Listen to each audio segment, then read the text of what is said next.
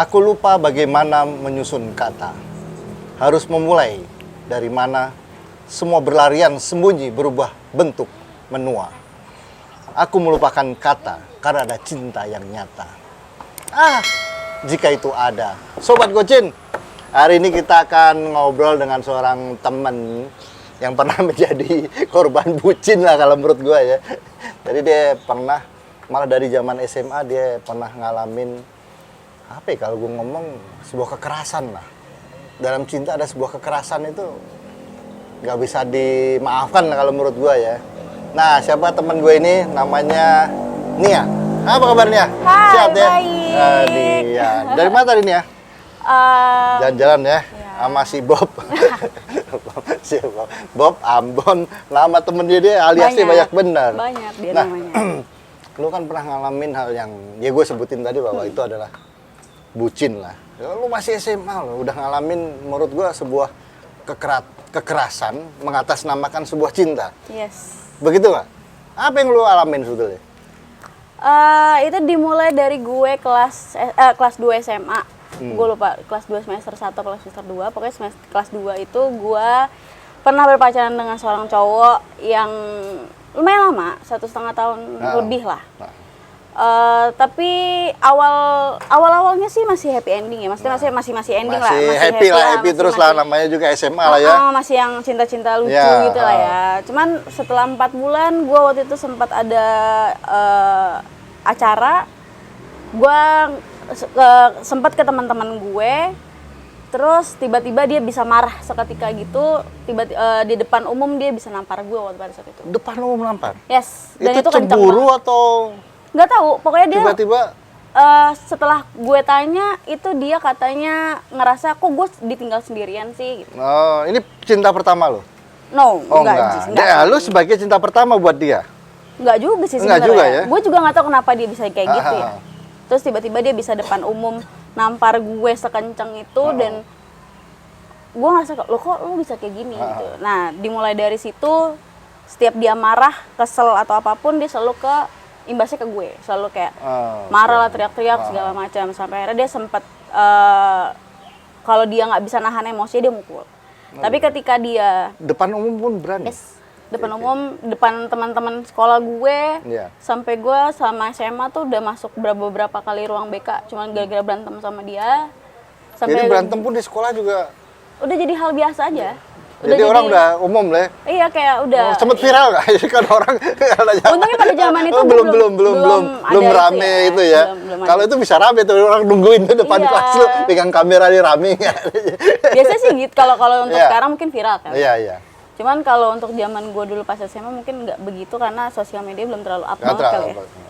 Jadi udah kayak gitu, ngejalanin hubungan kayak gitu, gue udah merasa itu toksik banget memang. Cuman nggak tahu kenapa, karena gue satu lingkungan, satu sekolah juga, dan emang tiap hari ketemu. Jadi mau putus serba salah, gue putus dipukul, gue ngejalanin juga dipukul juga. Oh gitu. Sampai mencoba lu memutusin lah kasarnya gitu. Itu udah apa ya? Udah terlalu sering lah. Dia udah terlalu sering putus, ntar minta maaf sampai nangis-nangis. Jadi setelah melakukan kekerasan baru minta maaf. Ya, dan dia menyesalnya tuh menyesal itu biasanya. Tapi sampai nangis yang parah banget. Nah, cuman karena gue udah mungkin di titik capek kali ya, ngeliat dia marah nangis-nangis kayak gitu tuh menurut gue bullshit banget deh, nangis itu cuma sesaat gitu. Cuman ketika dia ngeluapin emosinya dia tuh sangat-sangat tidak sadar. Nah, itu yang anehnya gini. Lu kan tadi 1,5 tahun ngalamin hubungan itu. Yes. 4 bulan pertama baru tahu karakternya. Berarti lu menjalani penyiksaan itu kalau menurut gua 1 tahun lebih. Yes. Lu nggak pernah ngadu dengan siapapun, orang tua? Kalau gue masih bisa gue jalani keep sendiri, akan gue keep. Tapi pada endingnya gue akhirnya speak up itu, gue minta tolong ke teman gue. Teman gue pas setelah gue lulus, gue kuliah, dia sempat ngikut harus satu kampus sama gue. Ngikutin lo. Ikut. Lu kuliah di psikologi, lu ngomong Yes. psikologi. Dia juga psikologi atau No, cuma satu untungnya kampus? Satu kampus. Oh, cuma satu Untungnya kampus. satu kampus. Beda fakultas. Beda fakultas. Nah. Gue nggak tahu kalau gue satu jurusan juga gimana ya. Oh, iya. Dan untungnya dia nggak bertahan lama karena gue udah nggak tahu lagi harus dengan cara apa. Akhirnya gue minta tolong lah sama temen gue untuk ayo dong pura-pura jadi pacar gue gitu. Untuk nge-backingin gue supaya gue bisa cabut dari orang ini gitu. Dan pada ininya oke, gue bantuin kata temen gue gitu. Ya udah gue ngejalanin akhirnya gue bilang Pura-pura pacaran lah sama temen lu ini. masih pura-pura pacaran. Jadi kalau ketemu di kampus tuh kayak ada dia lewat tuh gue yang gandeng temen gue. Iya sayangnya gitu-gitulah. Makanya mencoba untuk kayak manas-manasin orang ini gitu. Dan itu berhasil. Dia akhirnya mulai pelan-pelan gak masuk kuliah. Terus lama-lama dia cuti, lama-lama dia cabut. Tapi ketika lo pura-pura pacaran tadi, dia meneror lu nggak? Biasanya kan orang kalau kayak gitu kan nggak mau lepas sama sekali, bahkan meneror. Dia itu ketika gue nggak punya pasangan, dia akan neror. Tapi gitu? kalau gue punya pasangan, dia nggak akan berani neror. Karena dia gitu. tidak bisa untuk marah ke orang lain kecuali ke gue. Oh gitu. Dan lu selama hampir 1 tahun lebih ngalamin itu, lu tahu nggak sebabnya apa? Atau dia punya masalah di keluarga terus ke lu, ataukah memang sifat dia? Mungkin sebelum mama lu pernah kenal pacarnya dilakukan seperti itu atau enggak? Gini, kalau misalnya dari segi keluarga, memang dia keluarganya orang tuanya dua-duanya kerja. Jadi dia jadi kurang perhatian lah ya. secara internal dia di keluarga inti pun memang dia nggak punya rasa kasih sayang. Jadi ketika dia pacaran sama gue, dia ngerasa ya gue punya dia gitu. Oh, jadi lu berarti dalam artian selalu dipantau 24 jam? Yes, dipantau kemana-mana. Tapi kan awalnya 4 bulan pertama kan enggak? Nah itu gue juga nggak tahu ngerti. Gue juga nggak tahu kenapa. Gue masih ngerasa enjoy aja pada saat itu. Mungkin karena posesifnya. Jujur gue memang anaknya suka diposesifin memang. Ya. Karena gue ngerasa kayak gue dijagain loh. Cuman makin kesini kok setelah semakin dia parah ya? Iya, makin. Apa yang paling parah pernah dilakukan? Kan lu digampar depan umum, menurut gue tuh ribut depan umum tuh nggak laki-laki banget lah. Iya. Kan adanya apa yang lu? Gue nggak tahu sih ya orang-orang di luar sana ngalamin kayak gue apa enggak. Cuman pada saat gue SMA itu gue sampai pernah berantem tuh sampai gue disilet tangan gue satu tangan gitu. Ada bekasnya nggak? Bekasnya nggak ada sih, udah pada.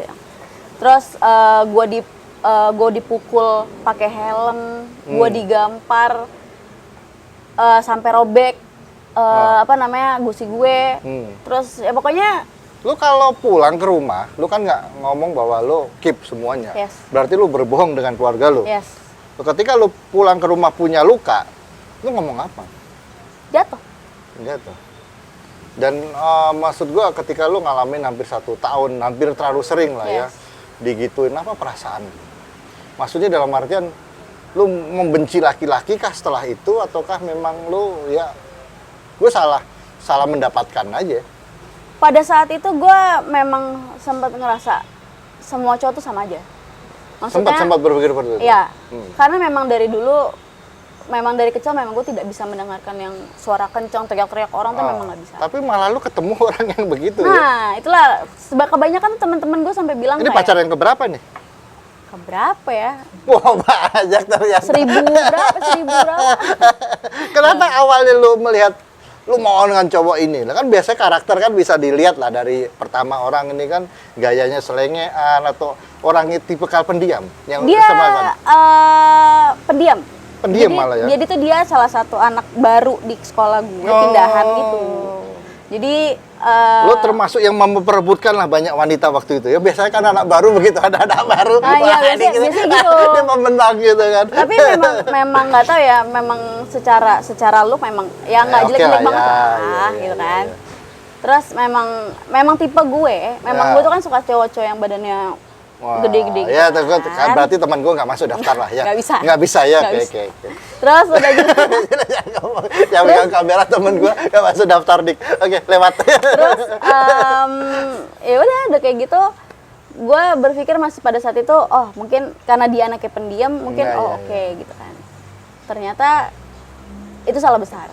gue bermindset pada awalnya adalah ketika anak orang yang diam itu adalah orang yang ya udah gitu aja gitu. Ternyata di balik pendiamnya dia itu ternyata dia tidak bisa untuk speak up. Satu, yang kedua dia nggak tahu harus gimana untuk ngomong sama orang lain.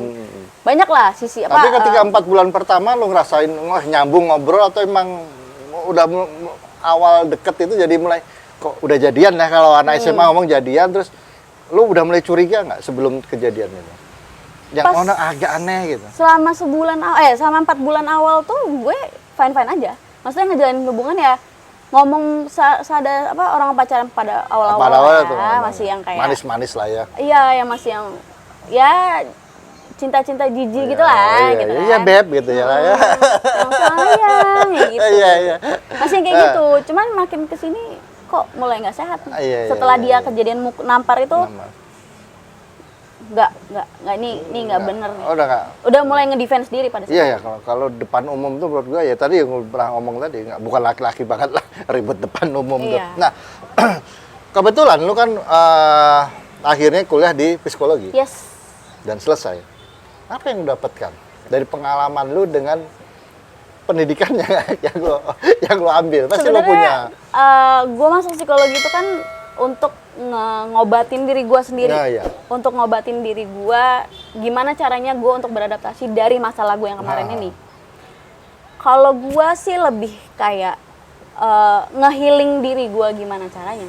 Kayak lebih untuk orang-orang yang traumatis kayak gue gitu, memang lebih butuh support dari lingkungan. Iya, apalagi support dari temen ya, itu paling penting sih sebenarnya. Akhirnya orang tua lu tahu nggak? Akhirnya orang tua gue tahu.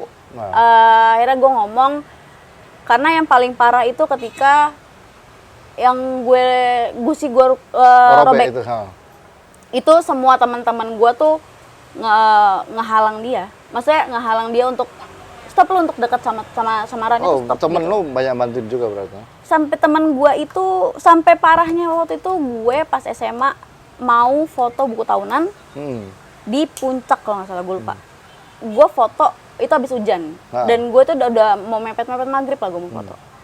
Gue tuh saking cuman perkara gue dimintain sama IO-nya untuk foto megang temen gue. Jadi kan absen itu kan foto berdua absen. Jadi gue megang tangan gue dan itu disuruh sama fotografernya. Dan gue cuman megang gini doang nih. Dan dia tuh bisa marah sama gue tuh semarah itu, dia nyakar muka gue. Di lokasi itu? Yes. Di nyakar muka gue dan dia hampir mau ngejatuhin gue dari tebing. Jadi kan dia agak di atas gitu kan. Jadi dia mau ngejatuhin ngedorong gue dari tebing gitu. Cuman mungkin mau maghrib jadi dia narik gue lagi gitu. Lu nggak kepikiran pidanain? Itu kan pidana itu. Mungkin pada saat itu gue masih ngerasa nggak itu ya. Aduh, jangan deh, kasihan. Iya, karena dia satu-satunya, maksudnya di keluarga dialah yang diharapkan sama orang tua. Gue kalau penjarain, sebenarnya kalau dibilang penjarain dia banyak banget teman gue. Gampang itu, saksi kan banyak, guru termasuk saksi. Karena kan di sekolah kejadiannya. Gitu. Sampai sama gue beberapa kali pas ke sekolah tuh juga kalau gue cuman perkara nggak manggil dia manggil gue nggak nengok, itu bisa mukul gue. Di sekolah gitu ya? Bisa. Gue tuh sampai yang apa ya? Gue tuh udah harusnya yang nangis tuh gue jadi yang ya biasa aja bodo amat ya, orang gitu.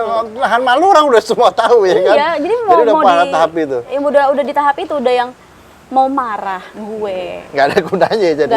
Kecuali memang harus berani meninggalkan. Berarti butuh sebuah keberanian. Ketika lo meninggalkan dia dengan cara apapun. Untung lo nggak balas dengan kekerasan juga. Kalau lo balas dengan kekerasan, keluarga lo marah kan repot juga. Gini, gue pada saat SMA itu pas gue sama pacaran sama dia, gue tuh udah sampai di titik gue berantem sama dia tuh udah pukul-pukulan fisik. Lo berarti udah ngelawan? Udah ngelawan. Dia ngapain, gue bisa balas lebih 2 kali lipat dari itu. Dan lo berani itu? Dan dia pernah nendang gue pukul pakai helm. Dia ngegampar gue tendang. Biasanya gitu kalau lo sudah membalas, udah tuh penyelesaiannya apa? Say sorry. Dia cuma say sorry. Ya udah. Nangis? Gue udah nggak bisa nangis sih pada saat Dianya nangis? Kadang-kadang nangis. Kadang-kadang nangis. Kadang-kadang nangis. Setelah lo ribut begitu, keras begitu, apa yang lo lakukan setelah itu? masih teleponan biasa atau? Ya kayak nggak ada masalah kejadian apa-apa. Kayak Jadi lama-lama lu kalau ngikutin arus itu lu sakit juga? iya. Secara psikolog? Yes. Lu sekarang sekolah apa? Makanya Sekolah psikologi berarti lu paham. Kalau lu ngikutin itu, berarti lu tidak lebih dari dia juga lama-lama. iya, gue Ya kan kalau lu jadi gila juga. ya jadi gila, Iya. jadi dalam artinya bisa dikategorikan kayak gitu ya Yes. kan. Nah, setelah lu kuliah, udah itu lu selesai putus, lu jadian dong sama temen lu tadi enggak? Yes. Yang pura-pura pacaran. Yes, gue sama pacaran sama dia karena dia tahu kasus gue kemarin. Iya, pacaran gue juga lumayan lama sih, sampai 1 tahun lebih lah. Gue lupa berapa lama. Tapi memang balik Itu beda lagi. banget, itu beda banget. Beda banget. Dia tuh nge-treat gue tuh like a princess banget. Nah, Cuman satu sisi gue rindu berantem yang teriak-teriakan tuh rindu mulai sakit, mulai sakit. Rindu. Iya kan, makanya bener. Kadang-kadang kayak teman gua ditikung juga begitu. Karena jalannya terlalu lurus. Mungkin si cewek ini pengen agak beda nih. Jadinya ditikung orang pasrah. Sorry ya. Nah, ketika lo putus itu, berarti kan sorry ya gue agak nyimpulin. Berarti cewek itu juga nggak suka yang lurus-lurus aja kali ya. Iya, benar. Ada bisa. Ya nggak semua wanita, Iya, tapi nggak mungkin semua ada. sih. Tapi ketika lu pernah ngalamin hal yang keras, sangat keras, sangat bodoh kalau menurut gua, Iya. terus menjadi lebih halus, itu pun juga lu nggak cocok juga. Apa yang membuat lu nggak cocok? Apa ya? Kan namanya kehidupan nggak mungkin yang lurus Lurus-lurus, doang iya, gitu kan. iya. Pasti ada butuh bumbu-bumbu Rame licik-liciknya dikit lah, lah, ya kan. gitu. Ya mungkin hal-hal yang kayak gitu yang paling cuman pengen ribut yang Iya. berantem teriak-teriakan tuh pasti kadang-kadang butuh lah. Butuh. Gitu Nah, kan. yang putusin dulu atau dia? Gue Lu yang putusin? karena gue ngerasa nggak bisa nih. Oh, nggak bisa. Karena keluarga memang baik, cuman untuk kayak ke dianya tuh aduh nggak bisa nih karena dia terlalu iya aja gitu. Nah, terlalu dia nurut tuh- sama lu juga jadi. Dan dia tuh apa ya, bukan memang penyayang tapi bukan yang gue butuhin. Ya udah, mungkin hati lu nggak ini. Nah, setelah lu keras, terus pacaran, tidak ada trauma sama sekali sampai saat ini. Nah, setelah ini udah punya pacar lagi belum? Gue mau daftarin temen gue soalnya. Nggak masuk kayaknya ya. Oh, nggak masuk ya, tadi udah nggak masuk. Oke. Jadi kalau dibilang gue trust 100% sama laki-laki nggak begitu. Nggak begitu. Sampai gue beberapa kali setelah itu putus nyambung, pacaran tetap ada lagi, lah, pacaran tetap ada lagi, pacaran ya. lagi. Cuman dengan cerita beda-beda lagi. Cuman dari situ gue belajar kayak dari sini belajar ini beda-beda lah dengan semua ceritanya. Sampai gue di titik pacar gue yang sekarang.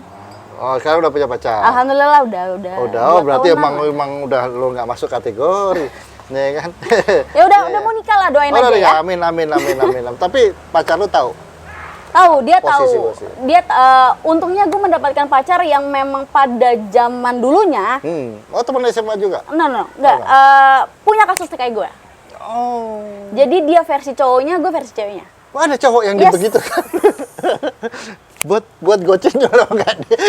Gocin. Yes. Nah, karena gue selalu dapatkan cerita dari sisi wanitanya ya kan. Jadi karena mengalami hal yang sama, berarti lu cocok lah. Itu yang gue butuh. Itu membutuhkan. Mungkin memang Tuhan baik kali ya. Ha. Ngasih gue tuh orang yang berkaca sama diri gue. Jadi ketika gue butuh sosok laki-laki yang mengerti nih, gue tuh harusnya digimanain, dan gue mendapatkan itu dengan orang yang memang sama kasusnya kayak gue. Jadi Wah. kita sama-sama belajar gimana caranya kita ngejalanin hubungan dengan cara tidak kekerasan seperti kita yang dulu. Nah, oh berarti udah saling terbuka, Ada sendiri. sudah tahu posisinya, pengalaman sudah bisa dibilang sama. Sama. Nah, sekarang pernah ribut? Ribut sering. Sering. Sering banget. Caranya? Maksudnya cara penyelesaiannya diem-dieman No. atau tetap teriak-teriak? Gue bukan tipe orang yang kalau berantem tuh lebih baik diem-dieman. Selesaikan. Selesaikan. Dia Hari juga itu begitu. juga. Hari itu juga. Mau jam 2 pagi harus ketemu, harus ketemu. Walaupun nggak bisa ketemu, telepon minimal. Maunya gimana? Karena nggak bisa yang masalah hari ini diselesainnya besok tuh gue nggak bisa. Dan gitu juga pacar gue yang sekarang, dia tuh nggak bisa dengan kayak gitu. Kalau lo memang menyelesaikan masalah lo hari ini ya hari ini. Jadi biar kedepannya kita ngejalanin hubungan berdua tuh nggak ada embel-embel masalah yang kemarin nih. Betul. Cuman kan gue sebagai ya manusiawi ya, setiap manusia pasti punya rasa kayak dendam pribadi tuh pasti ada. Cuman baik lagi lo ketika lo mau memaafkan orang, berarti lo harus bisa berdamai sama diri lo sendiri. Betul. Nah, komitmen apa lo berdua yang lakukan selama 2 tahun ini, dan ketika lo sekarang kan sudah punya rencana untuk melangkah lebih lagi sebuah pernikahan, apa komitmen lo berdua? Komitmen gue sama dia nggak muluk-muluk sih ya. Yang penting kita tuh sama-sama pernah ngejalanin hubungan yang satunya suka selingkuh, yang begini, yang pernah kena kekerasan dalam pacaran juga pada saat itu. Ya jangan melakukan hal itulah. Kalau bisa, kan kita nggak tahu ke depannya gimana. Betul. Cuman niat sudah ada ya, sudah ada berdua ya. Karena memang tujuannya adalah ya gue mau serius nih, gue udah capek buat main-main, umur gue udah segini gitu kan. Udahlah, udah bukan waktunya kita untuk main-main. Waktu kita main-main udah lewat gitu kan. Betul. Kita ngejalanin hubungan yang emang serius sudah. Jangan main-main. Cuman memang pada saat selama gue pacaran 2 tahun itu tidak mulus, alhamdulillahnya. Gue berkali-kali menyakiti dia. Berkali-kali gue jalan sama ini, sama itu, sama ini, sama itu gitu. Dan itu gue ngetes juga sebenarnya. Ngetesnya maksudnya lo serius gak sih sama gue gitu. Kalau misalnya memang lo serius, oke, gue lanjutin. Cuman kalau misalnya lo sedih gak yakin, mendingan selesai sekarang gitu ya. Nah, untungnya sampai gue kerja kemarin pun pacar gue tuh yang sangat-sangat sabar. Jadi pacar gue nih datang, kita kan berawalnya kan emang temenan. Jadi dia itu datang ke keluarga gue dalam keadaan hancur, putus, keadaan ekonomi jatuh, DO kuliah, pokoknya hancur banget lah. Ketika dia dalam posisi itu, tidak ada sedikit pun teman-temannya dia yang nemenin dia. Yang nemenin dia itu cuma ada 2 orang, gue sama ada 1 lagi teman gue. Jadi dia nih kayak jatuhnya untuk sampai detik ini dia tuh kayak berhutang budi. Karena yang ngebangkitin gue sama dia itu, yang ngebangkitin dia itu ya gue yang nyemangatin dia itu. Lo dalam keadaan kayak gini jangan ngerasa lo sendiri. Tapi intinya adalah kita harus sadar bahwa itu menjadi saling mengisi. Jangan dianggap jadi, gue gak setuju jadi balas budi yang ini jadi budi. Tapi paling tidak komitmen yang paling penting adalah gue menggarisbawahi yang lo ngomong tadi, bahwa mau sampai kapan lagi. Yang tahu itu diri kita. Jadi kita yang harus nyetop itu, bukan orang lain, tapi kita yang menyetop. Sampai kapan? Dan itu sudah lo lakukan. Yang kedua adalah adanya saling pengertian, kedua belah pihak tahu latar belakang, itu yang paling benar. Jadi kita saling menghargai orang itu, jangan dilihat atas tinggi bawahnya, tapi saling menghargai. Karena cinta datang untuk menyatukan perbedaan. Katanya begitu, tapi iya sih betul. Jadi kita harus saling mengisi. Kita nggak bisa bahwa kita paling sempurna, itu nggak bisa. Dan hal yang gue selalu dapatkan ketika gue selama kuliah itu, kekerasan itu tidak cuma dari fisik. Kekerasan itu bisa dari verbal. Jadi ketika lu sudah merasa lo tidak nyaman, ketika lo hal simpel deh, banyak orang yang nggak tahu ketika lo dikatain, ketika lo punya pasangan, lo ngerasa pasangan lo tidak sesuai dengan apa yang menurut lo lihat, kamu jelek banget sih, itu salah satu kekerasan verbal untuk si pasangan ya. Itu bisa salah satu. Terus juga lo teriak-teriak, lo ngata-ngatain tuh orang, itu bisa jadi kekerasan verbal. Kalau misalnya udah sampai di situ aja lo masih bertahan, tapi lo masih ngerasa oh dia bisa berubah, it's okay. Cuman kalau lo udah sampai titik di mana lo mendapatkan kekerasan fisik, lebih baik menurut gue mending lo cabut. Nah, gue tanya nih, pernah nggak lo melakukan apa namanya ketika ribut atau marah itu masa lalu diungkit? Sering. Sering? Gue yang ngungkit. Lo malah yang ngungkit? Iya, gue yang ngungkit. Cuman untungnya Kalau Menurut dulu lu bener gak itu? enggak sih. Kayak jangan, karena gue akan ngomong gitu sebetulnya. Karena ketika kita sudah menerima, Yes. ini masukan dari gue aja ya, jangan pernah mengungkit apapun. Jadi laki-laki itu sebetulnya begitu, jangan pernah, laki-laki pernah banyak melakukan kesalahan. Gue pernah dengar dari temen itu, jadi keselnya selalu diungkit lagi, padahal dia udah berubah nih. Oke. Tapi kadang-kadang diungkit lagi itu cowok kesel tuh. Misalnya si A gitu pernah dia melakukan kesalahan ini, nah ketika ribut tiba-tiba ini cowok udah berubah, diungkit lagi tuh. Cuman kalau misalnya kayak gitu, untuk gue pribadi, Iya, iya. untuk gue pribadi sama pasangan gue sering kayak gitu. Hmm. Kalau gue kenapa masih ngungkit karena masalah itu belum selesai. Oh, oke. Jadi kita harus menyelesaikan masalah itu sampai di akar-akarnya. Ah. Kalau kita udah sama-sama oke selesai, baru selesai. Kita tidak akan Oke, bahas itu. semoga itu bisa selesai lah karena lu udah punya komitmen Yes. dan pasangan lu juga punya komitmen, lu sudah punya tujuan. Apa namanya? Gua doain semoga ya cepet lah, jangan hal itu karena ketika lu udah punya rencana, sudah mengatakan, gue suka tadi kalimat lu adalah ketika lu ngomong mau sampai kapan? Yes. Gue sudah harus putuskan bahwa punya tujuan. Semoga tujuan itu cepat tercapai. Amin. Amin. Nah, sekarang ada nggak pesen buat temen-temen ataupun adik-adik lah, adik-adik lu yang ngalamin hal-hal seperti itu, apa pesan lu yang lu pernah ngalamin hal seperti itu, apa yang harus dilakukan? Pesan gue sih, kalau lo pernah ada di posisi gue, jangan malu untuk ngomong sama orang. Jangan pernah takut lo sendiri. Dan jangan pernah berpikir kalau lo tuh gak bisa apa-apa. Karena setiap orang itu punya batas sabarnya masing-masing. Dia tahu kapan dia harus pick up. Dia tahu kapan pokoknya ketika dia benar-benar nggak bisa ngapa-ngapain, dia itu butuh orang lain. Dan janganlah jadi orang yang individual. Kalaupun lo merasa itu diri lo begitu, gue yakin semua makhluk Tuhan itu makhluk bersosialisasi. Kalau lo tidak bisa percaya sama orang, kan makin kesini adalah orang-orang tuh takut untuk psikolog. Iya. Karena psikolog tuh, karena mindsetnya udah psikolog tuh, gue nggak gila gitu. Iya. Dia tuh tidak bukan bikin lo ngejudge lo jadi gila, tapi dia tuh membantu lo untuk penyelesaian lo tidak bisa speak up sama orang lain. Disitulah Takutnya solusinya malah beda dari orang lain. Dan disitulah kenapa psikolog itu untuk sekarang itu diperlukan sekali karena mental illness semakin banyak, semakin tinggi. Karena tingkat mental illness di Indonesia itu makin tinggi sekarang.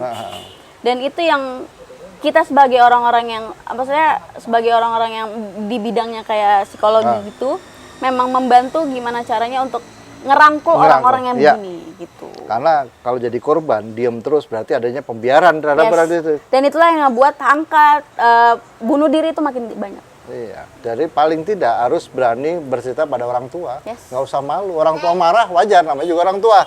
Dia marah karena sayang. Kenapa lu harus mengalami hal seperti itu? Iya pasti. Nah, oke, satu lagi. Yes. Apa arti cinta buat lo? Cinta buat gue. Kalau dulu cinta buat gue bullshit. Nah, Cuman kalau cinta sekarang adalah memahami dan mengerti masa lalu masing-masing. jadi itu sobat Gojin, cinta adalah apa tadi? Saling mengerti, memahami, dan jalani, dan ikhlas dengan masa lalu masing-masing aja. Oke, sobat Gojin, setelah kita ngobrol seru ya. Jadi siapapun yang ngalamin hal seperti ini harus berani untuk ngomong. Paling tidak ngomong dengan orang tua atau sahabat. Jangan pernah pasrah menjadi korban. Karena kasus seperti ini, dia itu tadi kaget gua. SMA lo bukan SMA. Udah kuliah. Kalau masih SMA itu kan masih umuran di bawah 17 tahun sudah berani melakukan kekerasan kayak gini, kan bahaya. Jadi ya guys, Sobat Gojin, kita akan ngobrol lagi dengan yang lain. Jangan lupa subscribe, like, and share, komen yang baik. Assalamualaikum.